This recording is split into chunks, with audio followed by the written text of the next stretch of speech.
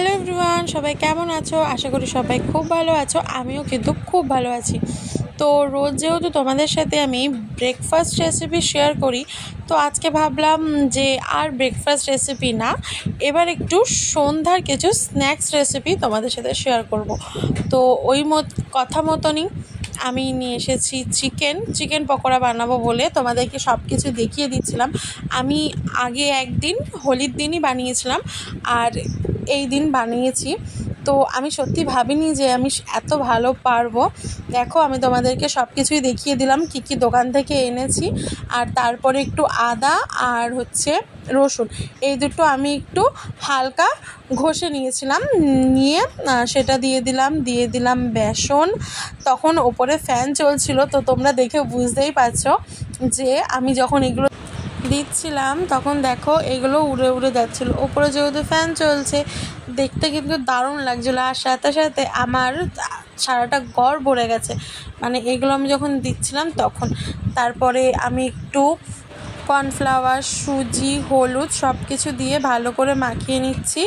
তারপরে ওর মধ্যে আরও কিন্তু আমি লাস্টে সস দিয়েছি। তোমরা তো জানো অনেকেই সস দেয়, তো আমিও দিয়েছি, কিন্তু সবাই যেরকম অনেক ধরনের সস দেয়, সত্যি কথা বলতে সব সস আমার বাড়িতে ছিল না। তো আমার বাড়িতে ছিল টমেটো সস, তাই আমি সব কিছু ম্যারিনেশন করার পরে ওই টমেটো সসটা দিয়েই ভালো করে মাখিয়ে নিয়েছি। মাখিয়ে নেওয়ার পরে মোটামুটি 45 মিনিট 1 ঘন্টা মতন আমি রেখে দিয়েছিলাম। এই দেখো, ম্যারিনেশন করার পরে এই হাল। তারপরে আমি এগুলো সব ডুবো তেলেই কিন্তু ভেজেছি। এই দেখো, আমি কড়াইতে সাদা তেল দিয়ে ভালো করে গরম করে নিচ্ছিলাম।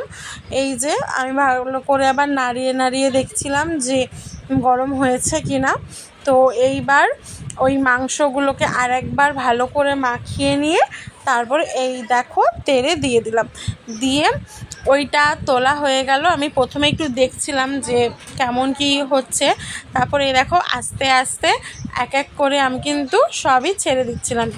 মোটামুটি আমি একবারে পুরো এক কড়াই করতে পারিনি, মানে পরপর একসাথে দিয়ে ভাজলে হয়তো আরও তাড়াতাড়ি হয়ে যেত, কিন্তু যেহেতু আমি করি না, মানে ভাজাভুজি যদি পুড়ে যায়, তাই দেখো এই দুটো একটু বেশি ভাজা ভাজা হয়ে গেছিলো।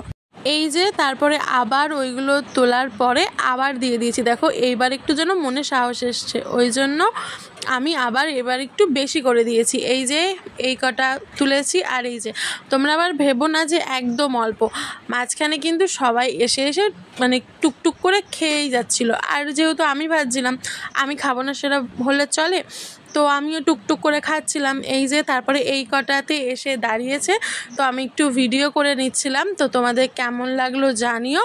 তো আজকের ভিডিওটা কেমন লাগলো জানিও। আর আমার ভিডিও যদি তোমাদের ভালো লাগে তো আমাকে ফলো করতে ভুলো না। টাটা সবাইকে।